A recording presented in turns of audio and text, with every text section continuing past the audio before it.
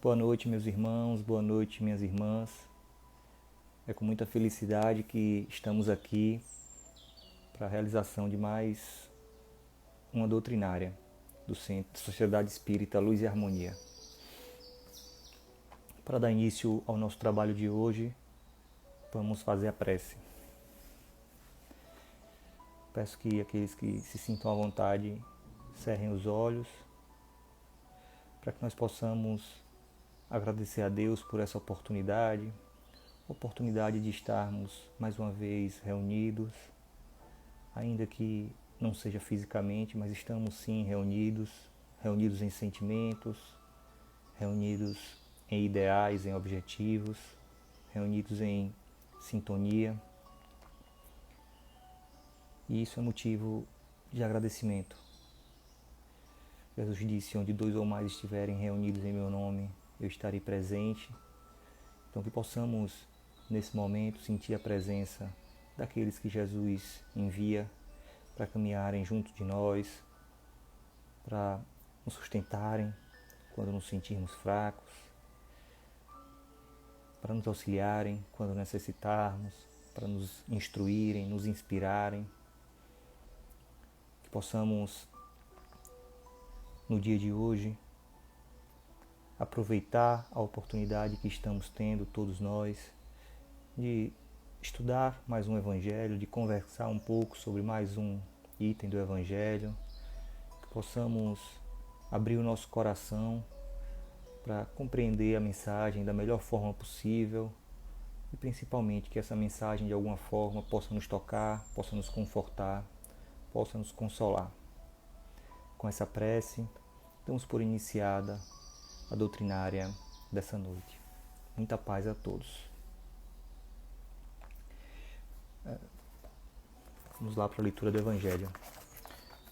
O Evangelho dessa noite é o do capítulo 5, Bem-aventurados os aflitos, e o item é o 26, Provas voluntárias, o verdadeiro cilício. Perguntais se é permitido amenizar suas próprias provas. Essa questão leva a esta outra. É permitido ao que se afoga tentar salvar-se? Ao que foi cravado por um espinho retirá-lo? Ao que está doente chamar o médico? As provas têm por objetivo exercitar a inteligência tanto quanto a paciência e a resignação. Um homem pode nascer numa situação penosa e conturbada, justamente para ser obrigado a procurar os meios de vencer as dificuldades. O mérito consiste em suportar sem lamentação as consequências dos males que não se podem evitar, em perseverar na luta, em não se desesperar se não puder superá-los. Não há mérito num abandono que seria mais preguiça que virtude. Essa questão traz necessariamente uma outra, já que Jesus disse: bem-aventurados os aflitos. Pode haver mérito em buscar aflições, agravando suas provas com sofrimentos voluntários? A essa questão responderei claramente. Sim, há um grande mérito quando os sofrimentos e as privações têm por objetivo o bem do próximo. Por isso é caridade através de sacrifício. E não quando elas só têm por objetivo o bem próprio, pois trata-se de egoísmo por fanatismo. Há aqui uma grande distinção a se fazer. Quanto a vós, particularmente, contentai-vos com as provas que Deus vos envia, e não aumenteis a carga, por vezes já tão pesada. Aceitai-as sem lamentações e com fé. É tudo o que ele vos pede. Não enfraqueçais vosso corpo com privações inúteis e macerações sem objetivo, pois tendes necessidade de todas as vossas forças para cumprir a missão de trabalho na terra. Torturar voluntariamente e martirizar vosso corpo é contravenção à lei de Deus, que vos dá o meio de sustentá-lo e de fortificá-lo. Enfraquecê-lo sem necessidade é um verdadeiro suicídio. Usar, mas não abusar. Tal é a lei. O abuso das melhores coisas traz a punição nas suas inevitáveis consequências. Outra coisa ocorre em relação aos sofrimentos que se impõem para o alívio do próximo. Se suportais o frio e a fome para reaquecer e nutrir aquele que necessita, e se com isso vosso corpo padece, eis aí o sacrifício que é abençoado por Deus. Vós, que deixais vossos toucadores perfumados para aí a mansarda infecta levar consolação. Vós, que manchais vossas mãos delicadas, curando as chagas. Vós, que vos privais do sono para velar a cabeceira de um doente, que é vosso irmão em Deus. Vós, enfim, que gastais vossa saúde na prática de boas obras. Eis aí o vosso cilício, verdadeiro cilício de bênçãos, pois as alegrias do mundo não secaram vosso coração. Não adormecestes no seio das volúpias debilitantes da fortuna, mas vos fizestes anjos consoladores dos pobres deserdados. Mas vós que vos retirais do mundo para evitar suas seduções e para viver no isolamento, que utilidade tendes na terra? Onde está a vossa coragem nas provas, já que foges da luta e deserta do combate? Se quereis um cilício, aplicai-o sobre vossa alma, e não sobre o vosso corpo. Mortificai vosso espírito, e não a vossa carne. Fustigai o vosso orgulho. Recebei as humilhações, sem vos lamentar. Pisoteai vosso amor próprio. Resiste contra a dor da injúria e da calúnia mais pungente que a dor corporal. Eis o verdadeiro cilício, cujas feridas vos serão contadas, porque atestarão vossa coragem e vossa submissão à vontade de Deus. Um Anjo Guardião, Paris, 1863. Que assim seja. Bom, acabamos de fazer a leitura do Evangelho segundo o Espiritismo, capítulo 5, Bem-aventurados os aflitos, item 26, provas voluntárias, o verdadeiro cilício. E esse será o tema do nosso diálogo de hoje. Contudo, a espiritualidade nos propôs um direcionamento para esse diálogo. E esse direcionamento foi sintetizado em uma assertiva, no seguinte sentido: não é necessário sofrer. Essa foi a afirmativa que a espiritualidade passou para a coordenação da casa, para que nós conduzíssemos esse diálogo de hoje. À primeira vista, essa afirmativa pode soar estranha aos ouvidos de muitos de nós. Porque como é possível afirmar que não é necessário sofrer quando nós vemos no mundo em que vivemos e nas nossas vidas particular tanto sofrimento, tanta dificuldade, tantos obstáculos, tanta aflição, tanta dor? Como é possível a gente compreender essa afirmativa do não é necessário sofrer? Quando a gente começou o estudo de hoje, falamos o título do capítulo: Bem-aventurados os aflitos, ou Bem-aventurados os que choram, pois serão consolados. Por aí, a gente já a uma primeira vista, já encontraria uma contradição entre não ser necessário sofrer e os felizes são os que choram, não é?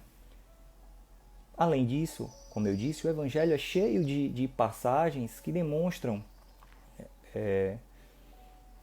a ocorrência do sofrimento no roteiro da vida daquele que é cristão, que busca o encontro com o Cristo. No Evangelho de João, no capítulo 16, versículo 33, transcrevendo uma fala de Jesus, João fez constar o seguinte: Digo isso para que vocês tenham paz. No mundo tereis aflições.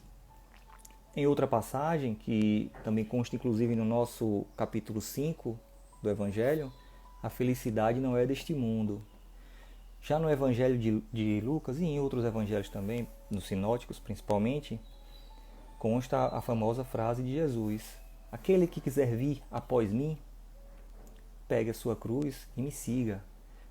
Pegar a sua cruz, a gente sabe que é uma simbologia para o esforço, para o sacrifício. Então, a gente começa a se questionar: onde será que essa frase, essa afirmativa do não é necessário sofrer, vai nos levar? Com relação a Paulo, por exemplo, Jesus foi bem mais direto. Em um diálogo com Ananias, Jesus, isso está em Atos dos Apóstolos, Jesus pede a Ananias que vá auxiliar Paulo, que está em uma hospedaria. E Ananias questiona a priori, né? Senhor, mas Paulo não é aquele que veio para prender os cristãos? E Jesus diz, ele mesmo, aquele é um vaso escolhido para mim. Eu lhe mostrarei o quanto é necessário padecer pelo meu nome. Padecer, a gente sabe que é sofrer. E a gente continua as nossas indagações no sentido de onde aquela afirmação da espiritualidade vai nos levar, a que conclusão ela vai nos levar. O próprio Paulo bem compreendeu o significado do que o Cristo quis dizer, porque na segunda carta aos Coríntios ele diz o seguinte: porque como as aflições do Cristo são abundantes em nós, assim também é abundante a nossa consolação por meio do Cristo. Então, ele é muito claro ao dizer, as aflições do Cristo são abundantes em nós. Em outra oportunidade, Paulo e Barnabé estão dialogando com alguns discípulos em determinada comunidade cristã, e isso também está em Atos dos Apóstolos, e aí Lucas relata o seguinte: confirmando o ânimo dos discípulos, exortando-os a permanecerem na fé, dizendo que por muitas tribulações nos importa entrar no reino de Deus. É a mesma coisa que Cristo diz a ele: eu lhe mostrarei o quanto é necessário padecer em amor ao meu nome. Aí ele repete aos outros discípulos: por muitas tribulações nos importa entrar no reino de Deus. Diante isso são só algumas citações, existem várias outras no Evangelho que com o mesmo sentido, com o mesmo significado. E como é que a gente vai concluir que não é necessário sofrer? Obviamente, o que a espiritualidade quer nos mostrar com essa afirmação é que existem várias formas de sofrimento, existem várias formas de encarar o sofrimento, que existem várias formas de padecer. E é necessário que se faça essa distinção entre o bem sofrer e o mal sofrer. O próprio Evangelho segundo o Espiritismo, no capítulo 5, item 18, traz como título do item o bem e o mal sofrer, mostrando para a gente que existem duas formas diferentes de encarar o sofrimento, de encarar o padecimento.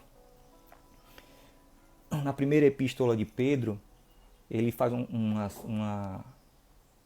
uma citação, digamos assim, uma afirmação que é muito interessante e vai também nesse sentido, que é: se padece, porém, como cristão, se padece como cristão.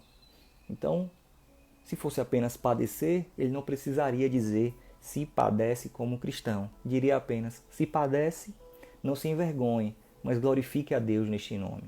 Então, Pedro também nos diz que existem duas formas de padecer, como cristão ou simplesmente padecer. Naquela mesma carta de Paulo, na segunda epístola aos Coríntios, que eu falei anteriormente, em que ele fala das muitas tribulações que são necessárias para entrar no reino de Deus, ele fala sobre duas formas de tristeza: a tristeza segundo Deus e a tristeza segundo o mundo. E diz, olha, a tristeza segundo Deus produz o arrependimento. A tristeza segundo o mundo produz a morte. Sem querer entrar especificamente no que ele quis dizer, apenas para citar que existem sim várias formas de se encarar o sofrimento, existem sim várias formas de se padecer.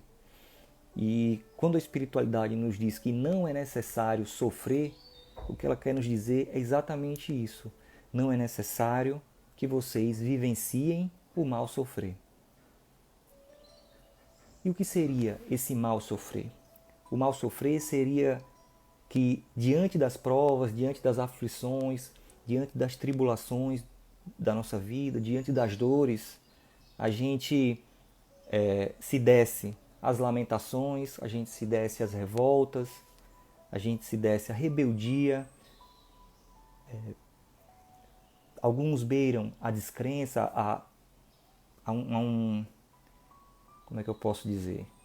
A um fraquejamento da fé, que é muito perigoso. Outros duvidam do amor de Deus, da justiça divina. Outros caem no desespero. E todos esses sentimentos e muitos outros que não nos levam a lugar nenhum e nem nos auxiliam em nada, eles fazem parte do mal sofrer.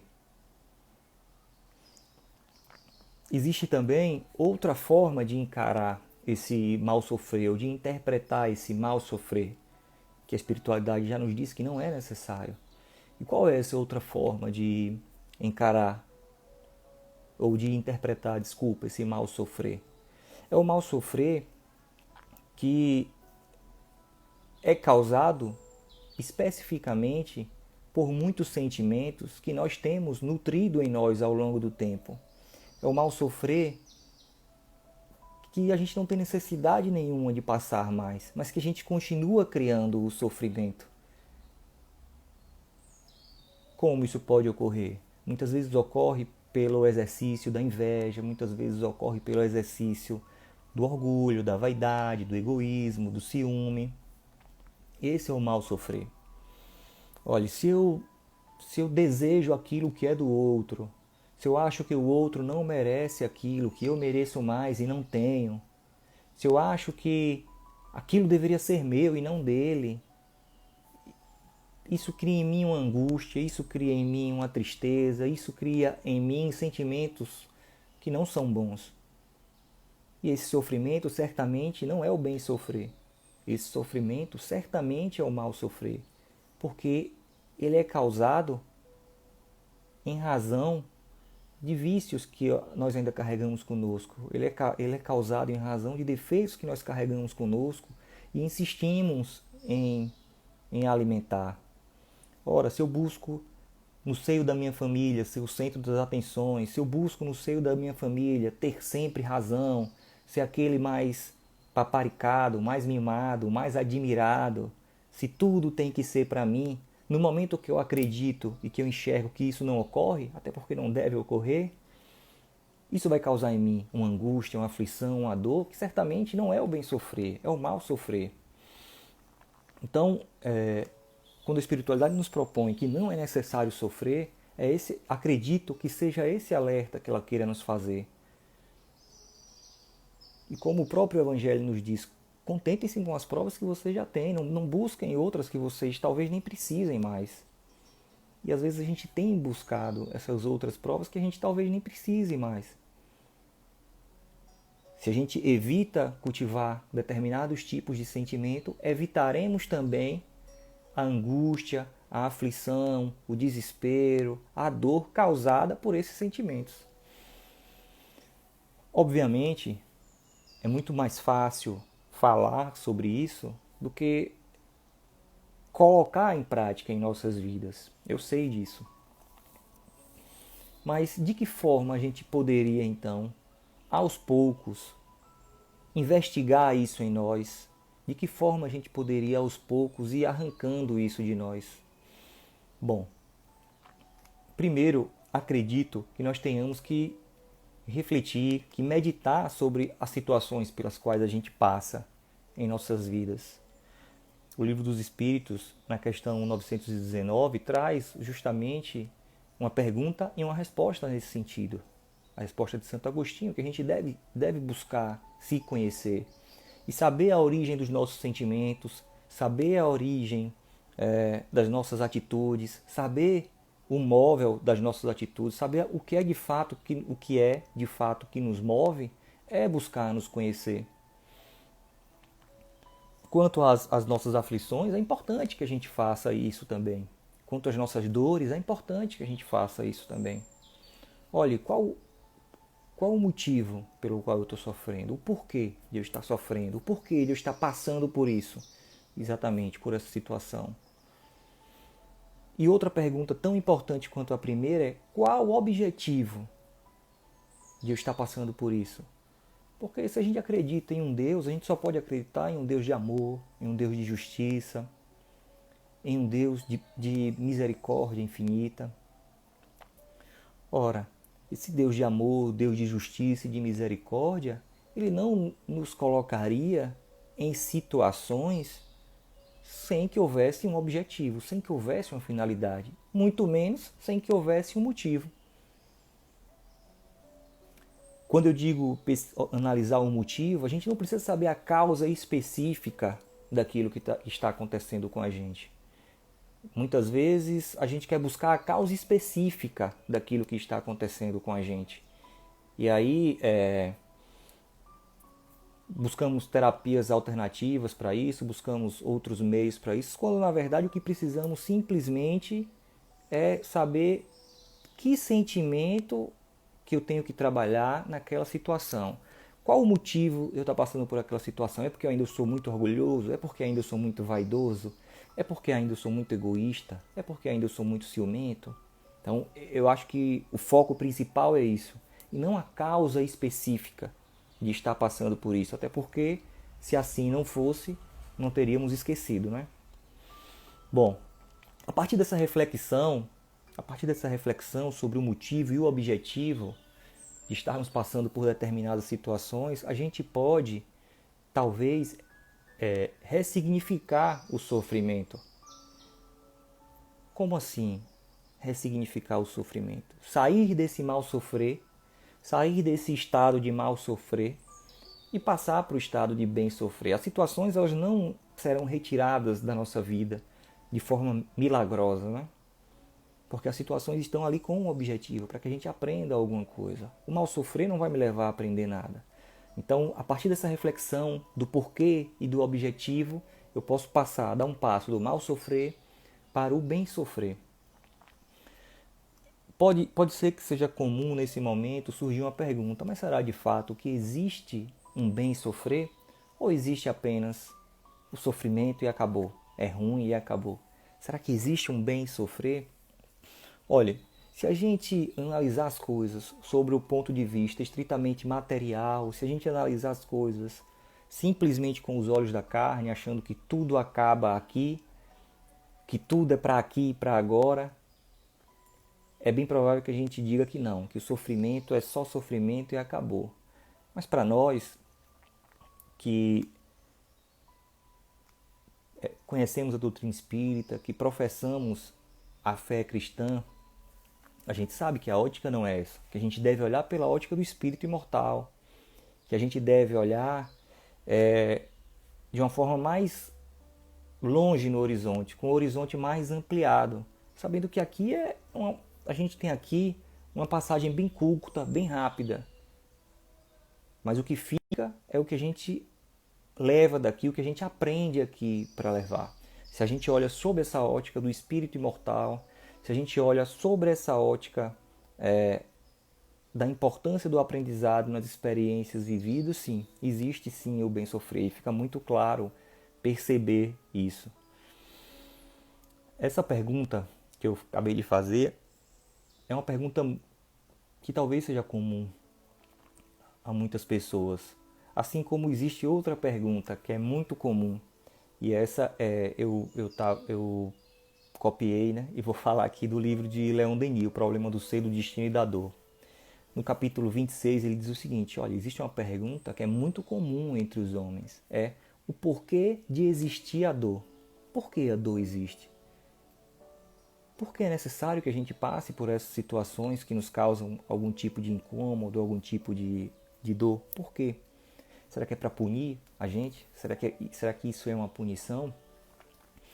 E aí Leon Denis ele diz o seguinte: olha, a dor ela é um agente de desenvolvimento na condução do progresso.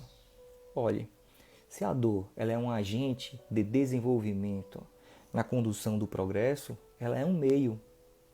Ela é um meio de equilíbrio e educação, como ele próprio diz.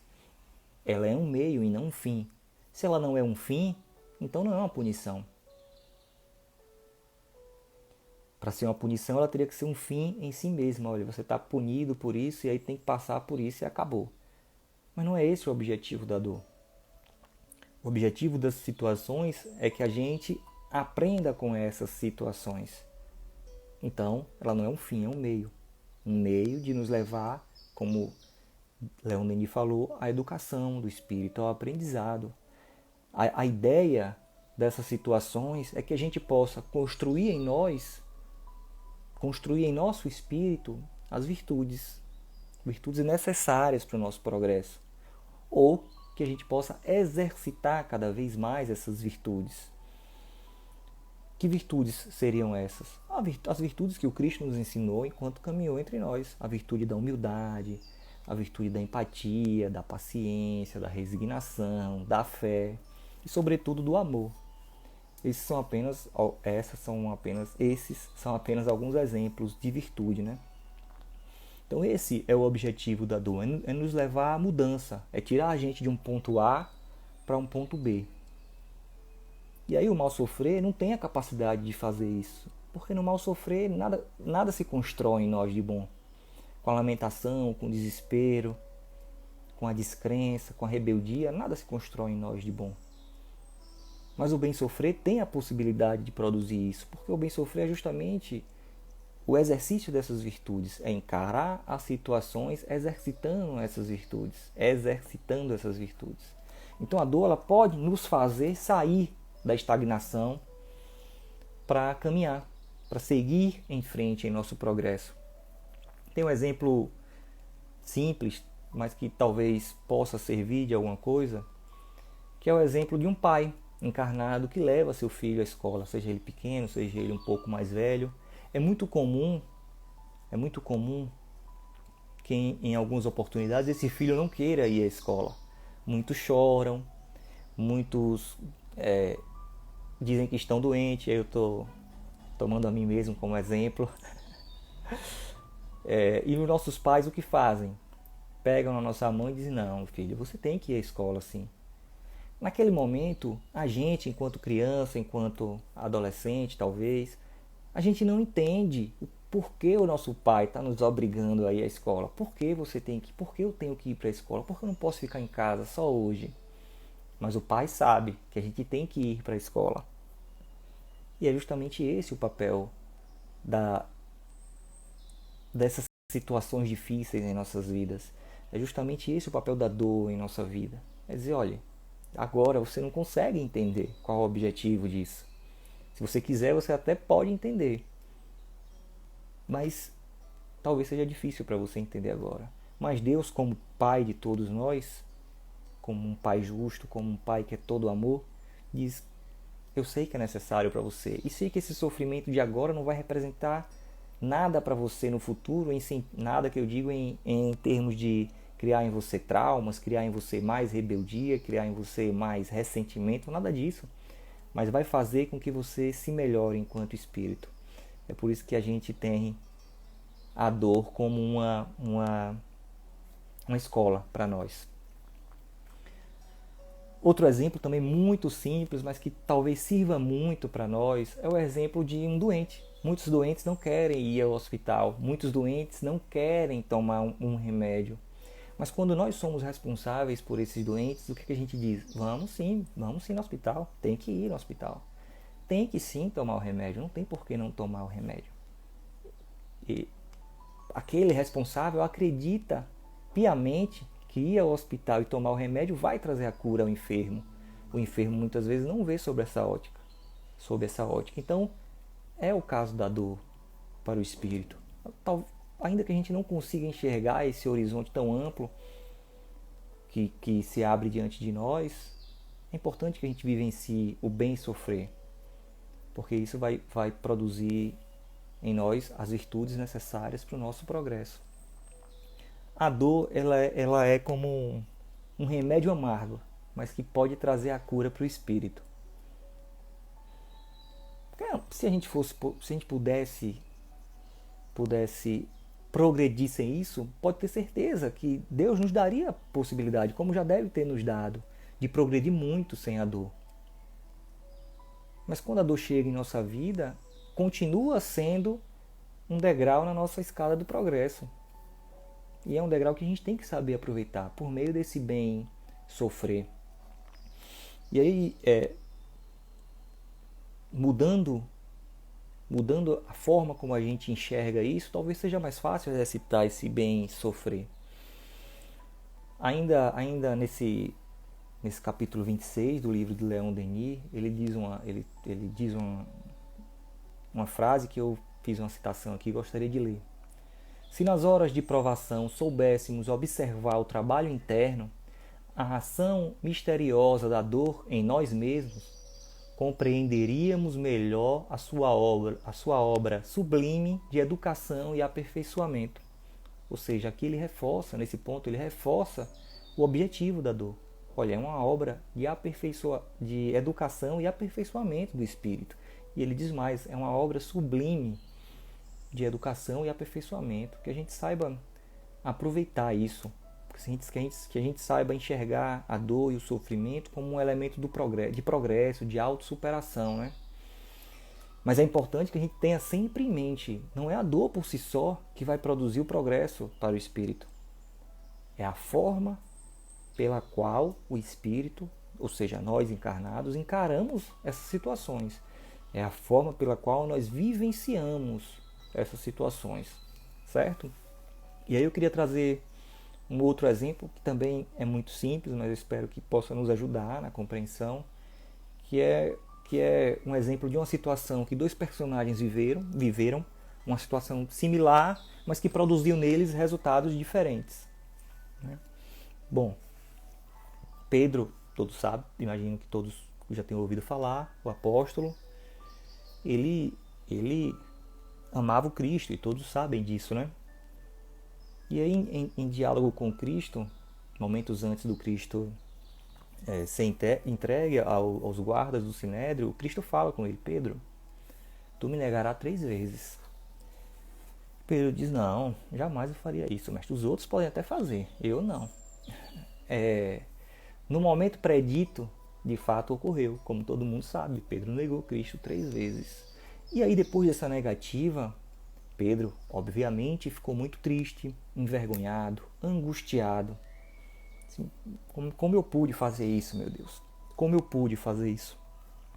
E Pedro certamente sofreu bastante nesse momento. Aquilo causou uma dor enorme nele. Mas em que Pedro transformou esse sofrimento? Como Pedro vivenciou esse sofrimento depois que ele compreendeu o que ele poderia fazer?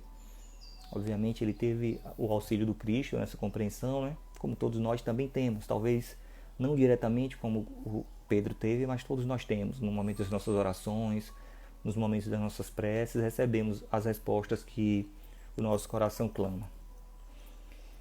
Então, Pedro vivenciou, fez desse sofrimento, dessa situação difícil, uma escada para o progresso. Porque quem Pedro se tornou depois disso, né?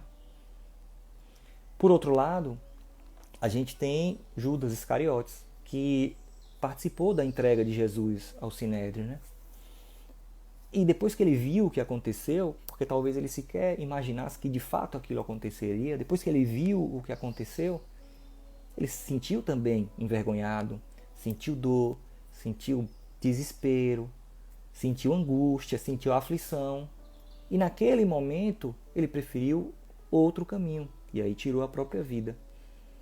Então, a gente tem dentro do Evangelho 2 grandes exemplos de bem sofrer e mal sofrer. Só abrir um parênteses para dizer o seguinte: não estou aqui a criticar a atitude de Judas. Estou apenas usando o caso dele como exemplo.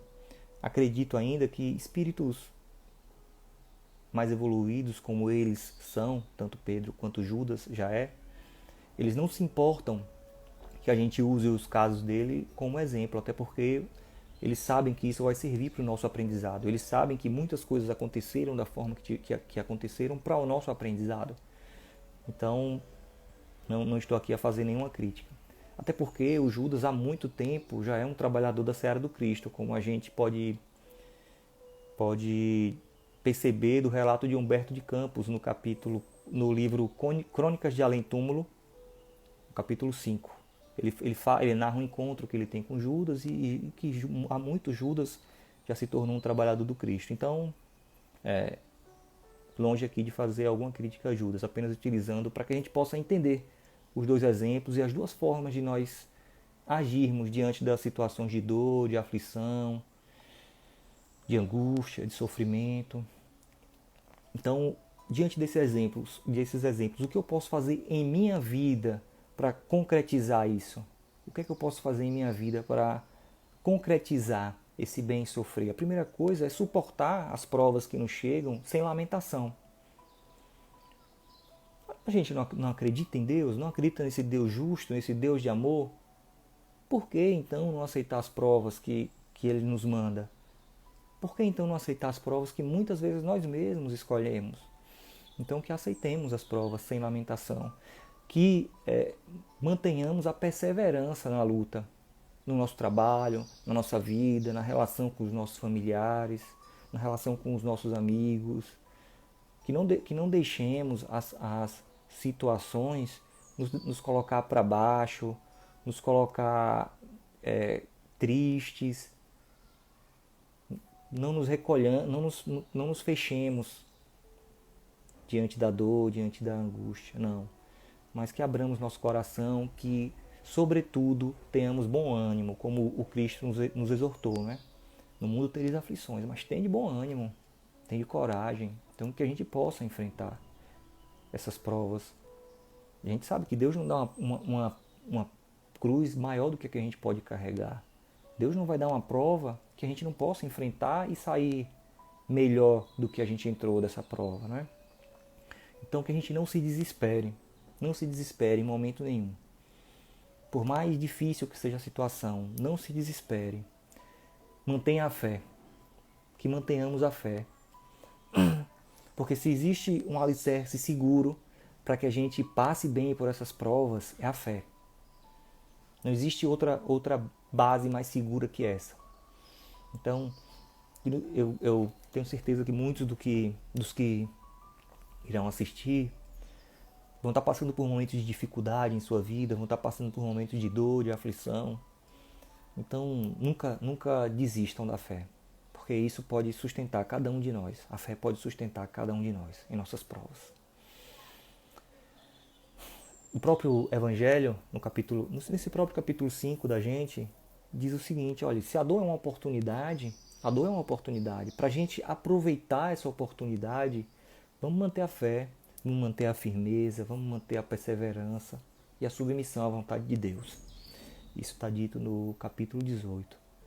Então, que mesmo diante das provas mais difíceis, que a gente possa colocar em prática a humildade, que a gente possa colocar em prática a empatia, que a gente possa colocar em prática a paciência, a resignação, a fé, novamente, e o amor.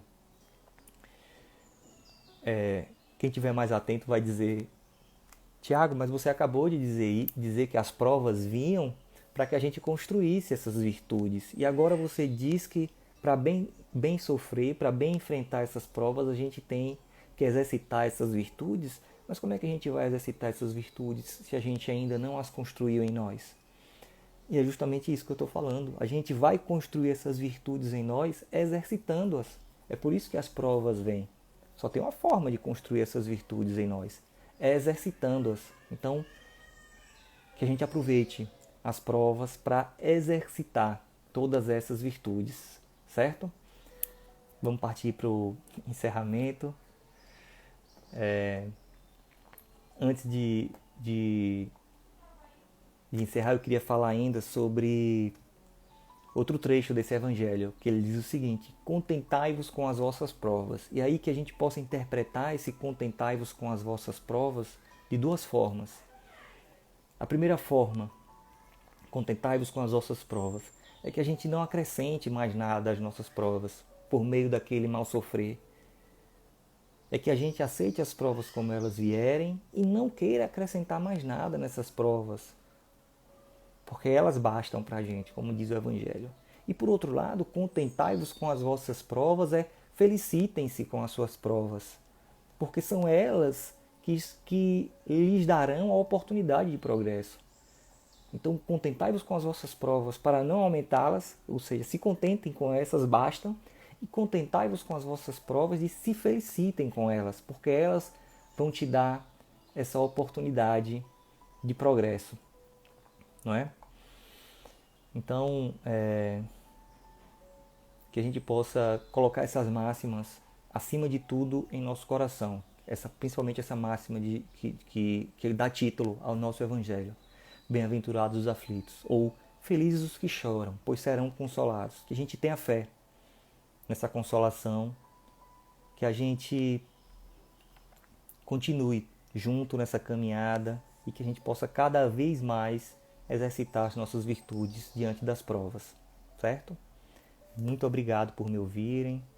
Vamos agora para a nossa prece de encerramento.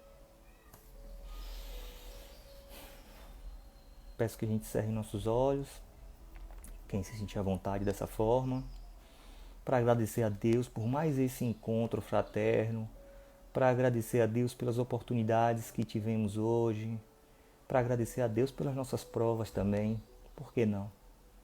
Para agradecer a Deus por confiar em nós diante dessas provas. E para pedir a Deus que acrescente-nos em fé, parafraseando o apóstolo Pedro, acrescente-nos em fé. Porque esse é o sentimento que vai nos dar base, vai nos dar sustentação para seguir nessa caminhada que escolhemos trilhar.